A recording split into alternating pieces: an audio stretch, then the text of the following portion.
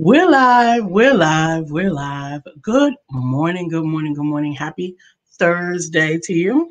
Thanksgiving Thursday, Throwback Thursday, whatever you're going to call this Thursday, right? Today we are continuing in our journey, our 10-part series on what does the Bible say about. And today's topic is about relationships. What does the Bible say about relationships? We are going to dig in and chop it up in just a moment.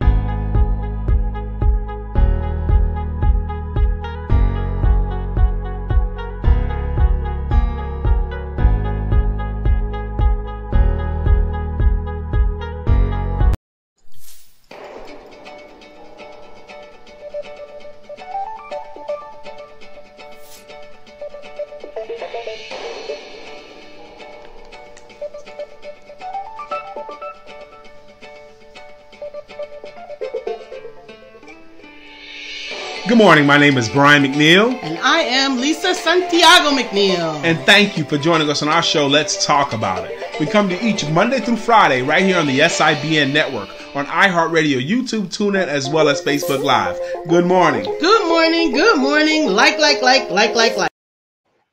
morning. Good morning. Good morning. Good morning. Like. Thumbnail. Good morning. All right. No greater love than one that would lay down his life for a friend. Good morning, Julie Ray Hammondtree. Welcome. The Julie Ray back. Yes. It's First Friday, ladies, tomorrow. So remember, tomorrow night is Women Empowerment Network. Women Empowerment Network. We look forward to hanging out with you, celebrating you. That is tomorrow night at 7 p.m.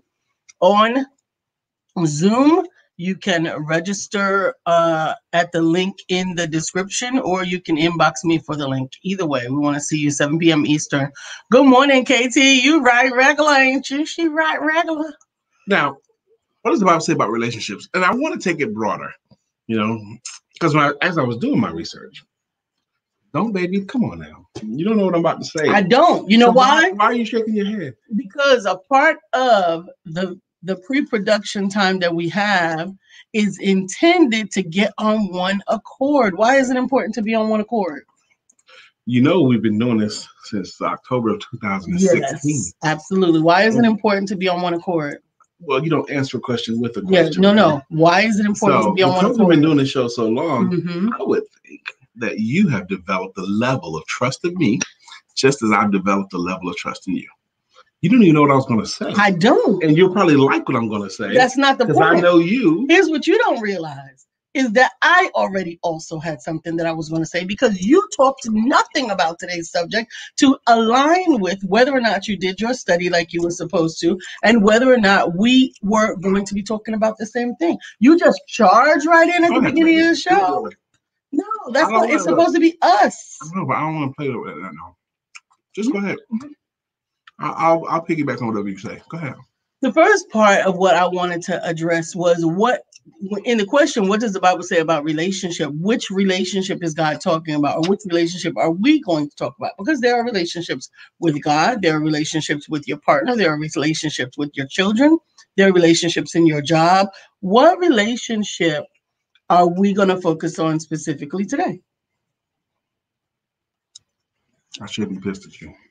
You should be. Yes, because what I was going to say, I want to talk about it more broadly, in that relationships, not just with your mate, but also your relationship with your children, the relationship with your friends, the relationship with your coworkers.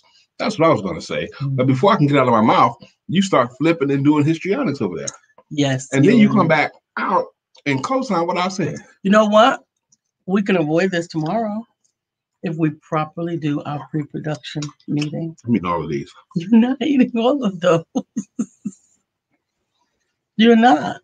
So I'm grateful that we are on one accord, but it works much better if we know. So let's go. Relationships. Come on. You just said you don't want to hear it, so I don't know where you're going right now. And I'm not trying to. I want you to take lead. Go and do what you gotta do, because you're afraid of what I'm gonna say. So go ahead. I'll piggyback on you. No, you can't now. Lisa, we're in the middle of a show. Stop playing. Brian. I'm not playing. I'm seriously not playing. I'm seriously not playing right now. I'm seriously trying to understand where we are going. I don't know, man. What do you want to talk about today? Relations. What does the Bible say about relations? Relationships. So what do you mean? What do you mean relationships? Yes, please define it.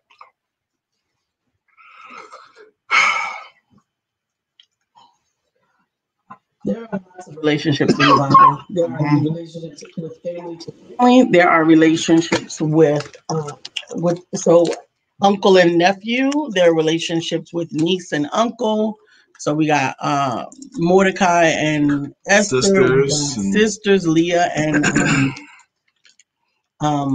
Naomi and absolutely. We got mother-in-law and daughter-in-law with Ruth and Naomi. There are lots of relationships in there, but I think Mary and Mary.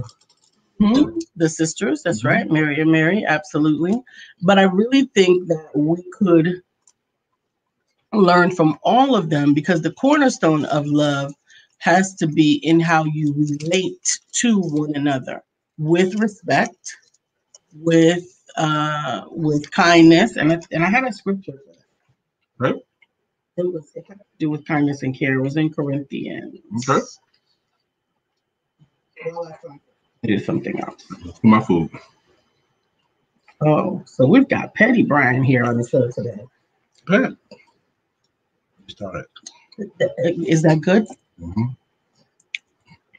Do I need to apologize to you? I don't want to play. I just asked you. Do you need an apology? I don't want to hear none of that. Do you need Just an do apology? the show. Just do the show. I can't do it without you. Oh my God. You can't too.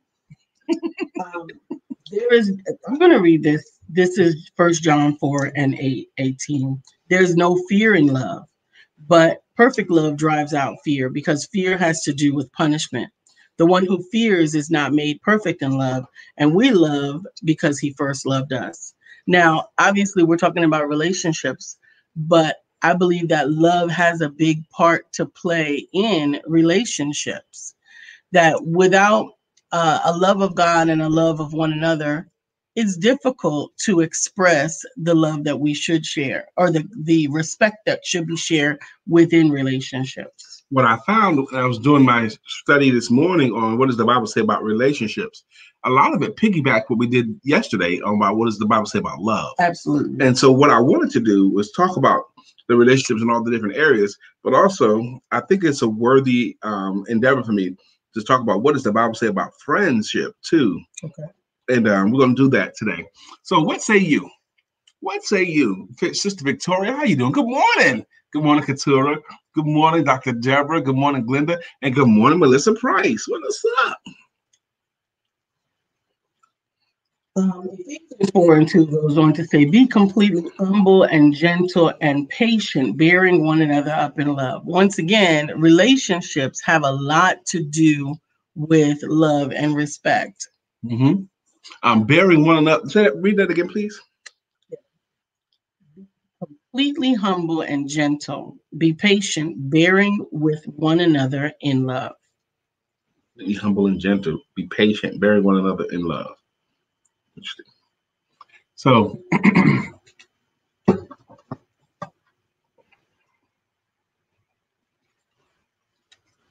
all right. So what does the Bible say about friendships? What does the Bible say about relationships? What is your thoughts on relationships? How do you have good and godly relationships with your friends, with your spouse, with your co-workers? Is that possible? I think a lot of it has to do with that first part. They're talking about their patience. Can you be patient with another? Can you be patient with another? How many times, one of my favorite female comedians, comedians in general, is Wanda Sykes.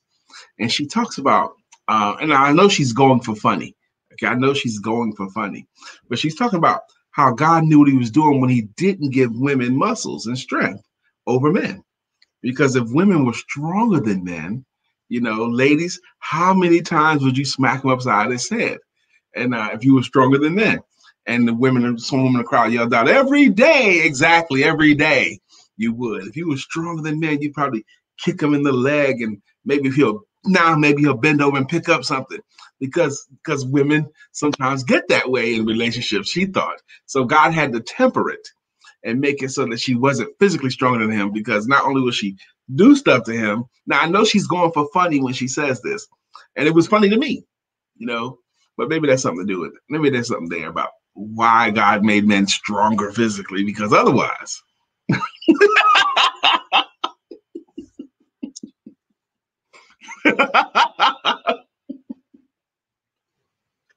Come on, baby. Do a little work. Trying to follow. It's difficult to follow when I don't know where I'm being led. So you got to be patient enough to let yourself be led. That's exactly what I'm doing.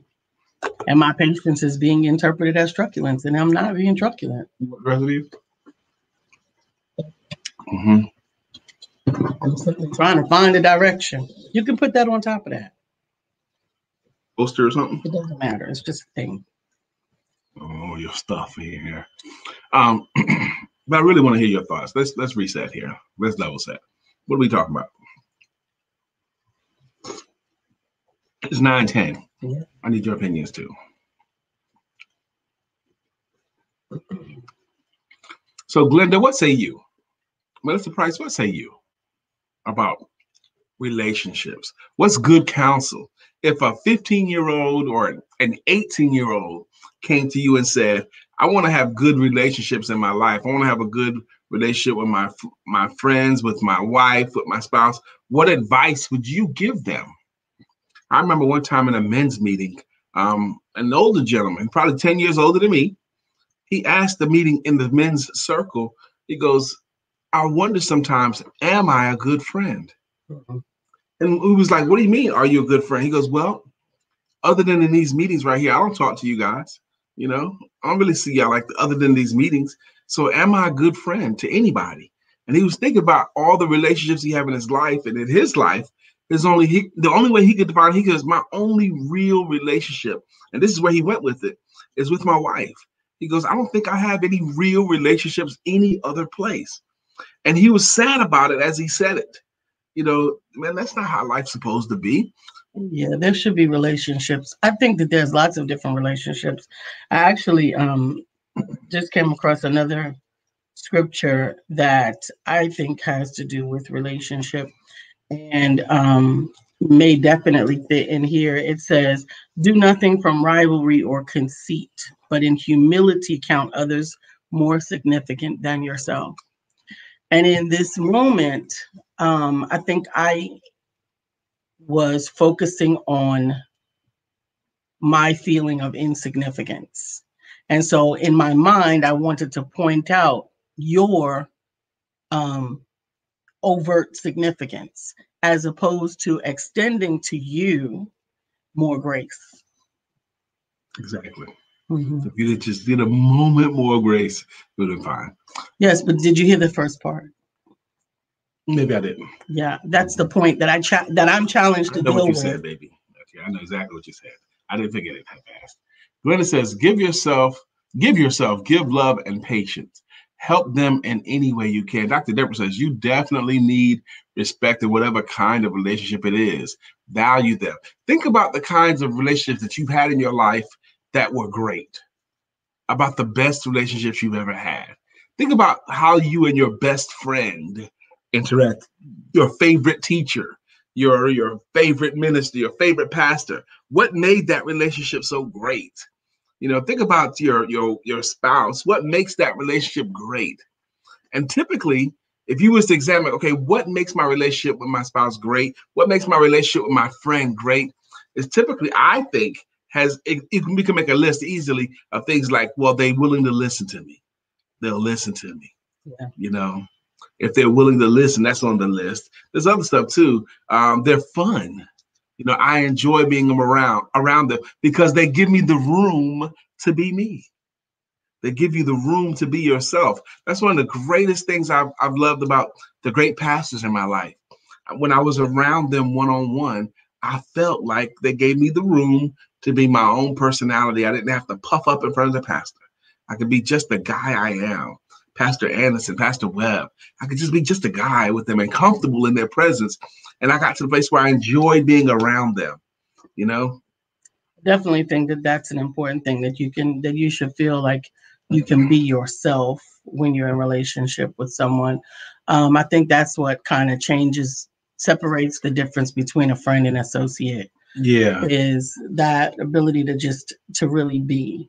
And one more thing too, while I'm going down that road, um, some of the best relationships I had are the ones where they give me room, or I feel like I have the space to not always say or do everything perfectly, because we won't. We won't always say and do everything perfectly. And when you know that, when you know that going in, my best friends, my best relationships, I mean, they could mess up. Doug don't have to say everything perfectly to me all the time. I know the deal. I know who he is. I know the guy. Okay. He's not going to be always perfect with me, but he's my boy. He's my friend. He don't always say, and even my best friends, they can't always see the depth of where I'm coming from. I might come to them with a challenge sometimes, but because they can't see it then, or they can't get like Jay Matty, he wants to get into it with you. He wants to really, really know what's the real. Like, you don't get away with him saying, I'm doing fine. No, really, how you doing? He wants to know, because he genuinely wants to be your friend. Those kinds of guys. And I'm blessed to have a circle of friends like that. The scripture Colossians that says, bearing with one another, and if one has complaint against another, forgiving each other as the Lord has forgiven you, so must you also forgive, is one that can really help us to manage our relationships in a lot of areas. I think in our friendships. Boy, that's a good one. Can we forgive others the way God has forgiven you? Oh, can you do it? Can you do it?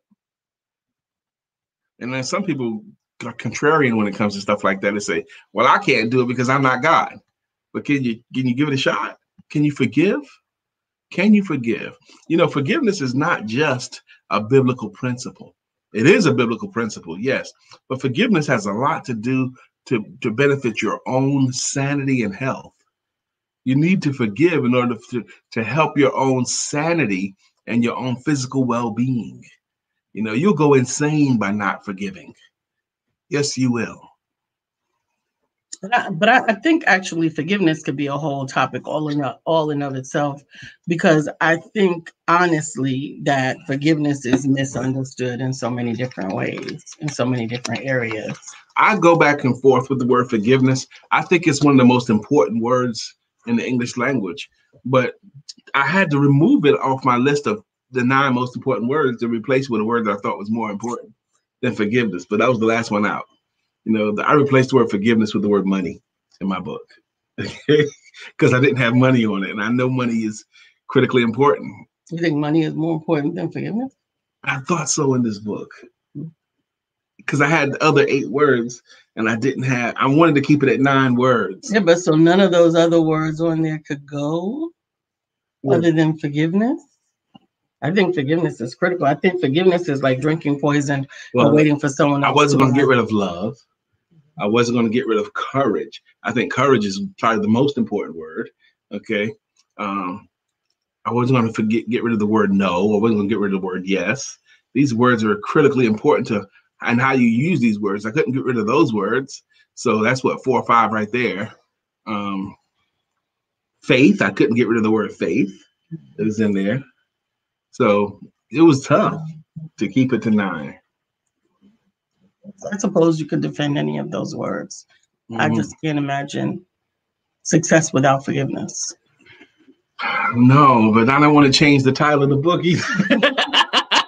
Dr. Deborah says, I don't want to walk on eggshells all the time, because every time something goes wrong, they want to break up the relationship. Oh gosh, that's the worst. That's the worst. And it's kind of like a hell, living a hell, if you'd have to do that. I know that's a hell because I've lived in that hell before, and I tried to fix that hell, not with an ex-wife, with a girlfriend, baby. Okay, because so your eyebrows shoot up. I tried to fix the hell and I couldn't fix it. It was just worse and worse every day. So it was We should have broke up much earlier than we did. So relationships. I think I just keep going back to the marriage relationship as it relates to what does the Bible say about it. And I wonder, one of the things that the Bible says about it is that it's important. That it's important. It was created by God for us. Glenda says, spouse, great relationship, sense of humor, value, me for me. I was important, loving, kind, very supportive of my business endeavors, and always had my back. Loved me and was able to compromise. Great personality, and everyone who knew him loved him. It sounds like you've lost your spouse.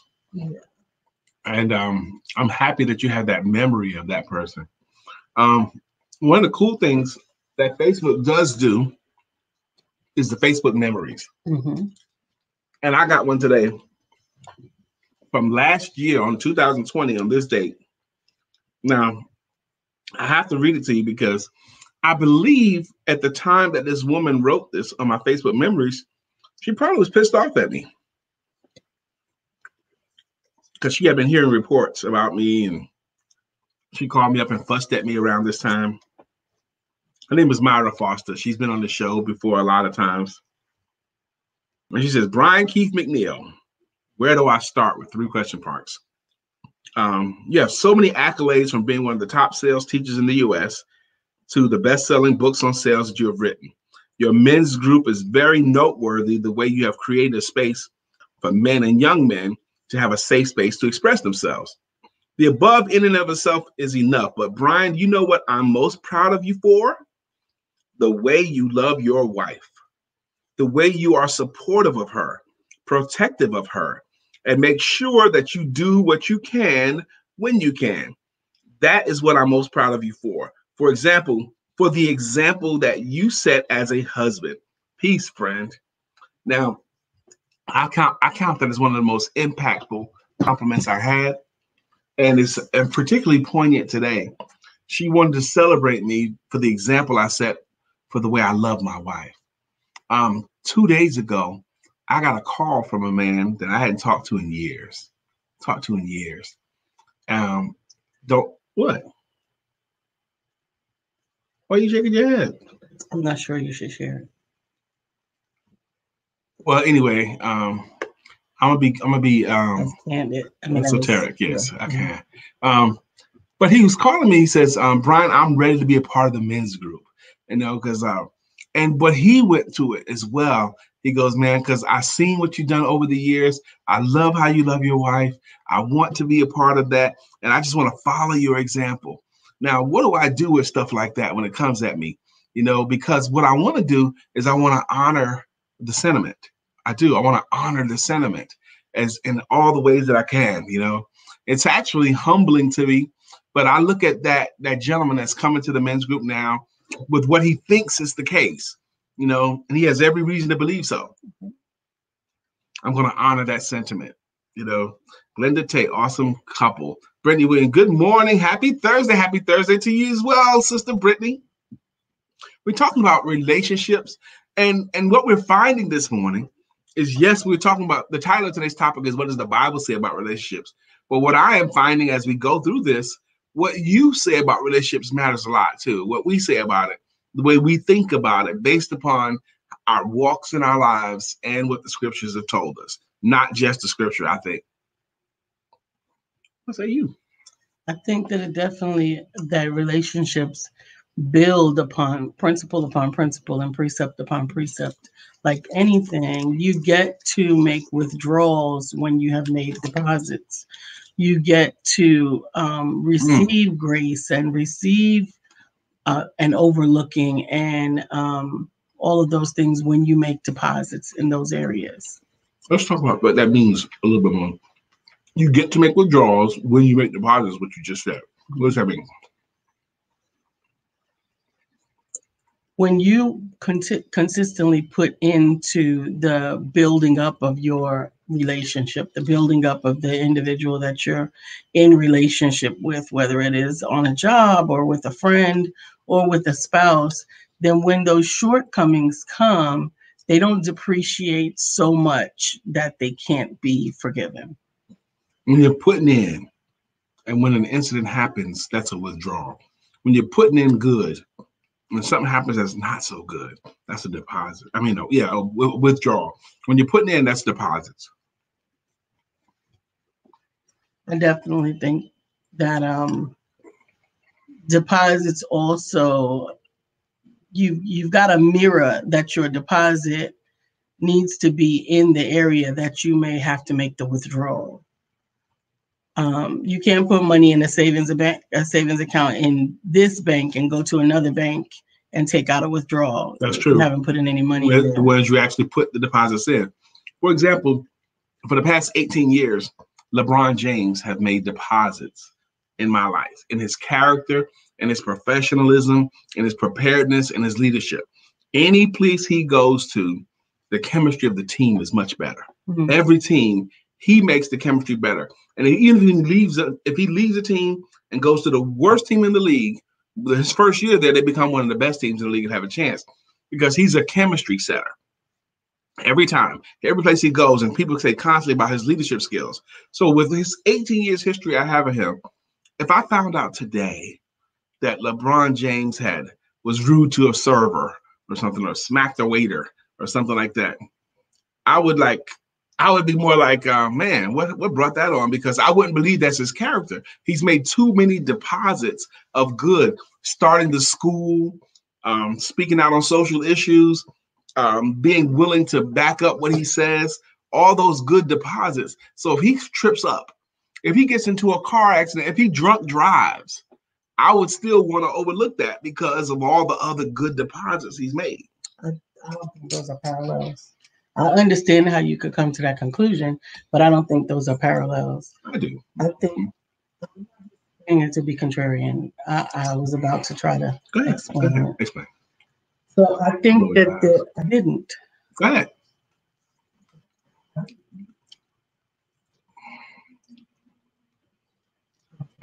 Lisa's so sensitive today.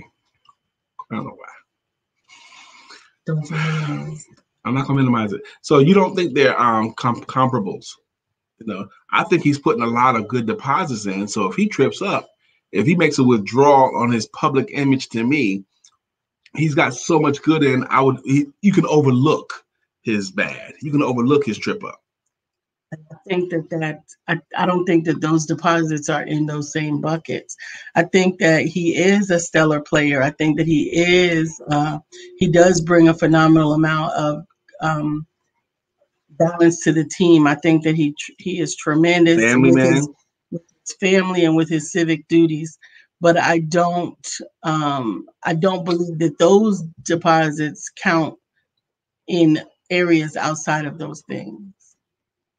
So family, yes. If something happened within his family and it just blew up out of nowhere, I would also, like you say, okay, this came from somewhere, because over the years, he has shown himself to be a good husband, a good father, and involved in the family. If something happened in the community, same thing. He's done these things in the community. Now, we have not seen him in a personal level because he is very private, protected as well. Mm-hmm. So I don't know. To me, it would require some thought. And the only reason why I say that is because there have been so many people over the last 5 years that has come to light that they almost had an alter ego that was contrary to who and what we saw in the public eye, to the extent that that was who they were. And it didn't take away from who they also were, but it also did not remove or absolve them from who and what they did when they were in that state. Yes. Now, it could flip out the other way too. You think you have a great idea about who that person was, and they make one indiscretion, and then all their good works is gone. There's no more. All their deposits have been taken away because of one thing, Depending on what that thing is. Yeah. I had it twice in my life. One was a former sales manager, and another is a pro athlete that I had admired. And then he had committed a crime against his family. And Lisa and I actually met the guy. And I told him I told him, man, that was so disappointing to me when you did that. I told him I couldn't stop myself from telling him. And he says, I understand it, man. I heard it a lot of times. I understand it. And I was looking up to you, man. You really disappointed me, when you did that. When I look back at that moment, I wish I hadn't said it to him. Well, that's also why we're not supposed to esteem anyone higher than God, because people are just people. I did it.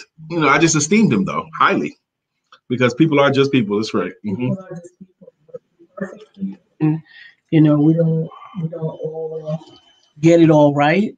And I think that's why it's important, even as a leader, to continue to point people to God.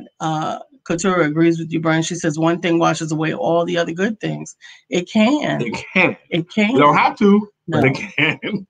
Yesterday on my show, we talked a little bit about, at the end, we talked a little bit about what was going on or what has been going on and said with Brother Kirk Franklin. And I love that conversation. And Couture, you're right. We fall short daily, but we were talking about it to the extent that, maybe if he had a moment to think, if he had another moment to consider what he said, would he have said the same thing? And she and I both said, knowing just the part that we know, just the part that we heard, he still didn't say everything he needed to say to that 32-year. No. Yeah, he said a lot, though. And he still has some more coming. Has some more. He used all the curse words. I could have found some more. Because the whole reason is that, we don't know the whole reason because that's of the conversation, which is and what Mama Monique said to me. She said, if you can't bring it all to me, then we might as well just go our separate ways and make it up ourselves. So if I'm going to make it up, I'm going to make it up good. If you make it up, you make it up bad, but who cares? Because none of it is true. Kirk Franklin said earlier in that same call, they had the family counselor on the call. He three-wayed him in. He didn't record that part. Yeah, and chose not to even talk about that. Absolutely. So that's why we got to find balance in our relationship, but also we got to also know when relationships need boundaries. We got to understand when relationships need boundaries. There are some relationships that can't be totally wide open. You can't have full access in certain things. Boundaries are incredibly important. Why do best friend neighbors still need a fence? Okay. They like each other because they want to respect each other's boundaries. Okay. They need that fence for that. About the word boundary, I watched a movie last night when I had my cigar. It was called Homefront with Jason Statham and his daughter. Okay. The thing was, he was in an area. They moved out of town into the country, and it was in school. And there was a bully. There were brand new people in town, and a bully boy picked on his daughter. She's 9 in the movie. Okay. And she knows how to defend herself because her dad taught her self-defense. So this bully snatches her hat off of her head, and she says, "Give it back." And he goes, "Won't you come and take it?" And she says, "Give it back." She had him twice, and now he's in her face waving the hat. So she did like a karate move and punched him in the belly. And then as he went down, she kicked him in the face and picked up her, and his nose bloodied. Okay. Now, she beat up a little boy, 2 punches, 2 hits. Okay. His nose got bloody. She got her hat back. And when they got called, the dad into the house, the boy's parents messed up. And she says, "You teach your daughter how to fight, sir?" The school is like, "You teaching your daughter how to fight?" He goes, "No, not fight, but defend herself." And when he got alone with his daughter, he says, "I'm so proud of you because what you did was you taught him boundaries. You taught that boy boundaries. You can't do this to me." That's right. And those healthy boundaries are healthy boundaries are necessary. They are very, very necessary. Dr. Deborah says there's sometimes when you need boundaries, even when it's in family relationships, blood does not necessarily mean that the relationship is healthy. Absolutely not. That's definitely true. We do have some blood relationships that are not healthy, and you do set boundaries on them. You keep them at a distance. Sometimes even good relationships, you still keep it at a distance for a season. Yeah, absolutely. There are times. That's why fences have locks. I mean, that's why gates have locks. That's why doors have locks. It's not necessarily to keep people in or out, but it is to be able to establish boundaries that you get to control. Definitely is not to keep people out, because locks are made for honest people. If someone wants to break into your house, they can. Anyone, They any can house. break into your car. They can. Any home. Yes, it can be done. But those locks are for honest people. Our home has been broken into. I've been thinking about that more and more the last few days. Matter of fact, the whole dynamic of it. Back in 2000, I think it was 17, someone kicked in our back door and robbed us of a couple of laptops and TV and pills, medicines, something like that. That's all they got. Blood pressure medicine. They didn't get anything good. That's all they got. Okay. But when we mentioned it, and I was so upset about it because of my writings that was in my laptops, but the outpouring of love after we got robbed, after someone kicked in our door and stole our stuff, the outpouring of love Lisa and I got over the next day or two was freaking amazing. And I always go back to what Pastor Kevin Webb said to me about to make sense of this, okay? Because, I'm loopy at the point. I'm off balance. I'm angry and gracious at the same time. Pastor Kevin Webb said, Brian, you and Lisa needed to be robbed. This is what he said to me. Y'all needed to be robbed. I'm like, why do we need that? Because you needed an opportunity for people that love you to show you that they love you. Whoa, that was amazing. And it did happen. People showed up. They helped us fix the door. They bought us a laptop. They donated another laptop. Love was shown to us more than we could dare imagine after we got robbed. Absolutely. Absolutely. It's time for our songs, Dave. Let's do it. Who's up first? I don't know. Julie Ray Hammondtree. Last. Julie Ray Hammondtree. Find out what she means to me. Julie Ray Hammondtree. What's up, Julie? What I'm about to do, what Lisa and I are about to do together, is what we call our greeting songs and our greeting logos. Those of you who have been rocking with this show for years, those of you who are consistent contributors to the show, you earn a greeting, you earn a jingle, and we bless you with it, and we love doing it. Katura, you've been in the house, girl. We got to find you a jam. Katura, Lisa Stanfield just popped in my head when I thought about Katura being around the world and Tara. That's Tara, okay. That's right. And Katura, help us find your jam. Something that has KT or Katura in it. And we'll get it there. Okay. We'll get it there. Dr. Deborah, healing and deliverance coach. Katura. Like fiesta. A 3-syllable word. Can we move over? What? Like, can you move so I can move? No, your chair.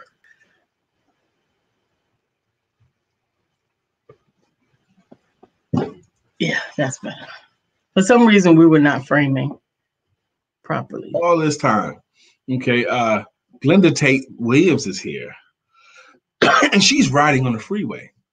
Glenda's riding on the freeway with makeup in her pink Cadillac. Good morning, Glenda. Good morning, Melissa. Price is here. Bow, bow, bow, bow, bow, bow, bow, bow, bow, bow, bow, bow. Melissa's on. Now it's time for us to sing her song. Melissa's on. Good morning, Miss Melissa Price. How you doing? Let's talk about what about our relationship with Melissa?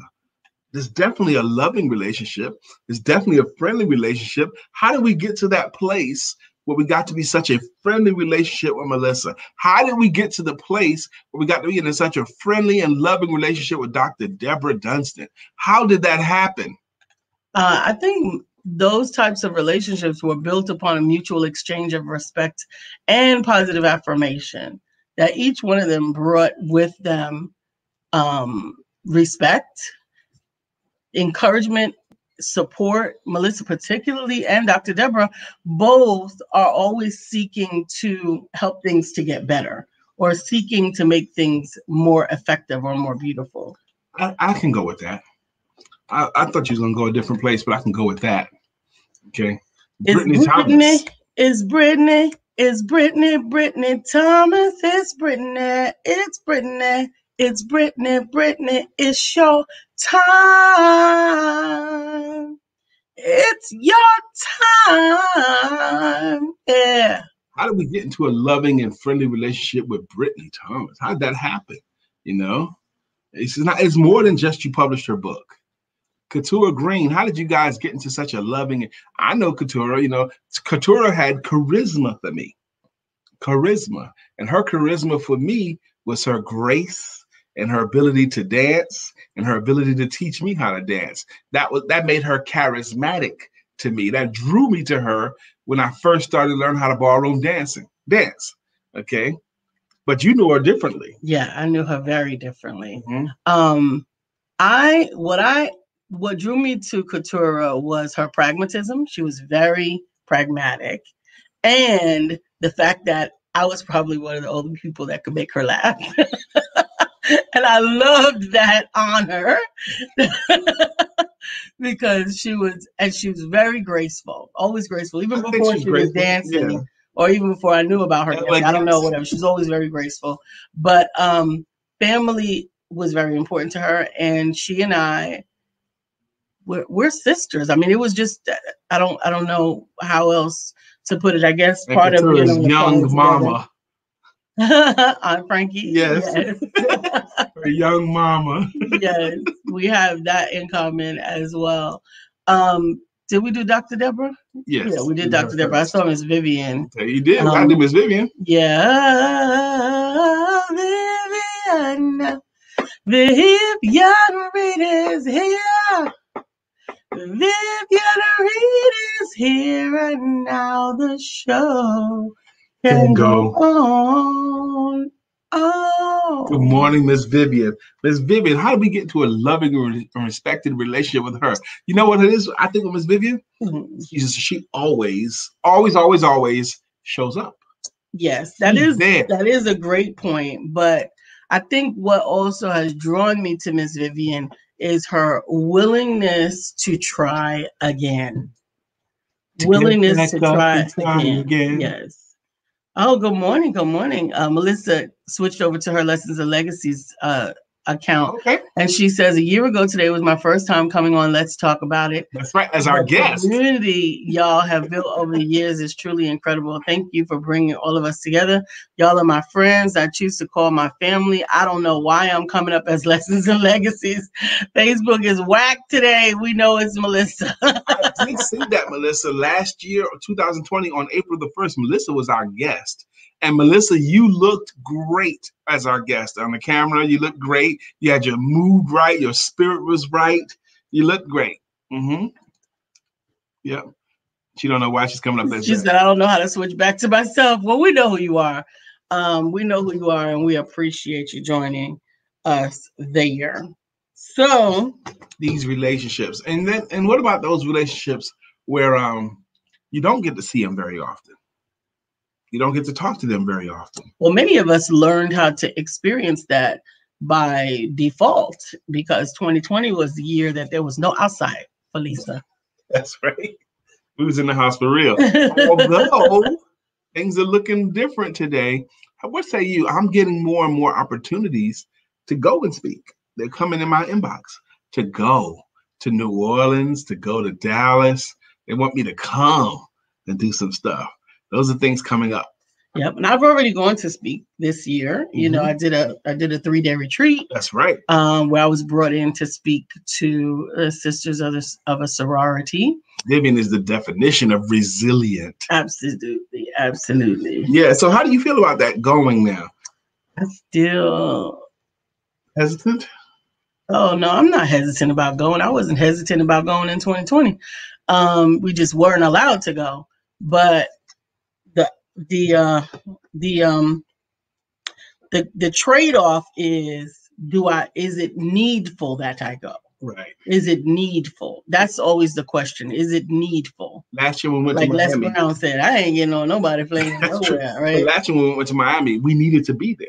Right. Okay? We had reasons to be there. Exactly. Actually, 2 good reasons to be there. But I was very, very cautious and concerned traveling on the plane. Especially when I saw that there was no social distancing on the plane. You know, everybody had on their mask, but you still right up on somebody. Yeah, we weren't, but people were. Because we sat in a row to ourselves, both going and coming. Yeah, but there still was a full plane. Yeah. Okay. A full airtight plane. Yes. With everybody recirculated air. Recirculating air going. Absolutely. But we're gonna be taking a plane again in June. Yep. We're going to Jamaica. I can't wait. I'm gonna go to Jamaica with my wife, and we're gonna go to a friend's wedding. It's a destination wedding. It's in Jamaica, so we're looking forward to celebrating with that friend and spending 4 days there in Jamaica. I'm gonna have me a cigar and drink out of a coconut. Right? That's what you're supposed to do in Jamaica, right? I've watched videos. Welcome back, Melissa. She had to close out and come back a few times. I've watched videos of what to do when you visit Jamaica for the first time. What not to do. You want to do nothing when we're there? Nothing except for sit in the ocean. That's what you want to do. Mm-hmm. You just want to go there and sit in the ocean. Sit in the ocean. You don't want to do none of that snorkeling. And I like to if it's in the ocean, I'll do it. What about taking tours and stuff? Not if I have to walk around and climb. No, I don't want that. I want to be in the water. In the water. So like pruny. Oh, I'm gonna be pruny every day. But I hope that wedding is in the water, because she's not gonna have me for no 4 hours worth for no wedding. I thought it was on the beach. That'll be. Okay. I think I heard it said it's gonna be on the beach. I hope it is, because I am going for the beach. So no shoes on or anything. So we're just gonna be there. So I'm looking forward to it myself. And we're gonna do a lot of beach stuff. I know I want to have cigars on the beach. Praise report. I know it ain't Friday because we do praise reports and shout it out on Friday. That's tomorrow. But last week, Saturday, Lisa and I, we decided we're not eating out. You know, we talked about what would happen if we go 2 months without eating out. And also I gave up sweets and breads, and it was like a list of stuff. I've listed them out for you guys. And I weighed myself on that day. And then I weighed myself the next day. And then this is just since last Saturday. And I weighed myself this morning. And as of this morning, I am down 4 pounds. 4 pounds. And I told my wife before I weighed myself, when I woke up this morning, I said, my body just feels better, just feels better, because we haven't eaten out at all. No fast food, no restaurant food. Everything we've eaten, we prepared at home. We have.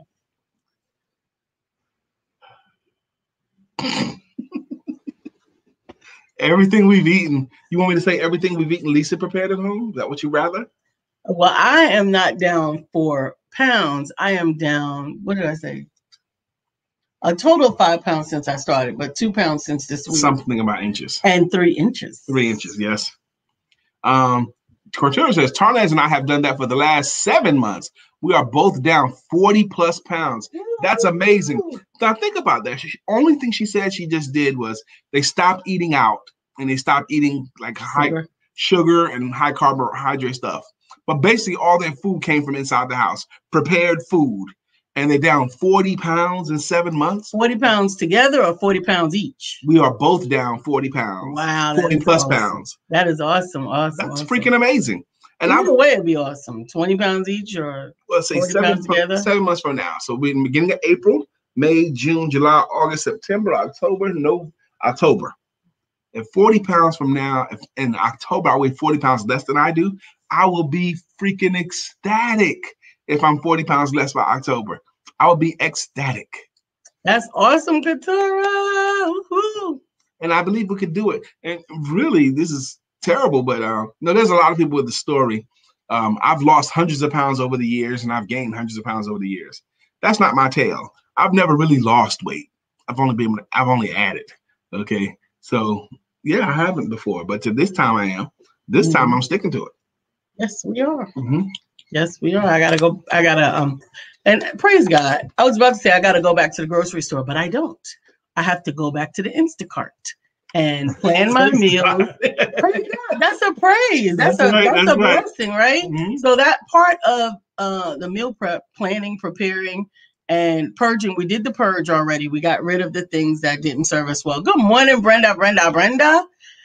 And we brought in the things that were healthy for us, the things that we should be eating, and the meals that we would be preparing. So Monday, Tuesday, and Wednesday, we had 3 different versions of chicken. Yeah, and they were all delicious. Delicious. I made chicken soup on yesterday. I made curry chicken and garbanzo beans on Tuesday. And I Yesterday was made, slamming. it was delicious, wasn't it? It Oh was. my I had it for goodness. 2 or 3 meals yesterday. Yeah. And Monday I Yesterday she made had- roasted chicken. She had noodles and chicken yesterday, Mm-hmm. but it was a little different. Not quite curry, but curry. No, there was no curry in there at all. Something like that. It was savory as heck. It was delicious. Mm-hmm. Brenda Booker, boy, we gotta sing Brenda's song. It's tricky to buy a home or sell a home. Don't do it alone. Choose Brenda. Hey, choose Brenda. Brenda. It's tricky to buy a home, to sell a home. Don't do it alone. Choose Brenda. Hey, choose Brenda. Good morning, Sister Brenda Booker Bull. And good morning to our friend Bill. Mr. Brown, you did make it in. Yes. Happy today I made it. Haha. Yes, you did. And Yes, good morning to our friend Bill. Nobody thinks like him still. We love him so, and we always will. Our friend Bill. You know, as I sing Bill's song, I think about how enthusiastic Coach Ja is when he hears Bill's song. Absolutely. Coach Ja will be following us at 10 a.m. right here on the Empowerment Network, on the Empowerment Duo Facebook page.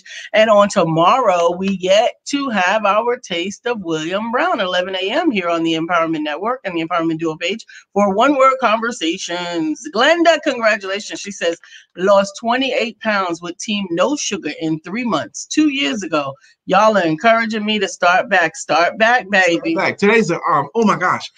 Yesterday I did my last night I did my Clubhouse, and it was a great conversation we had last night in Clubhouse.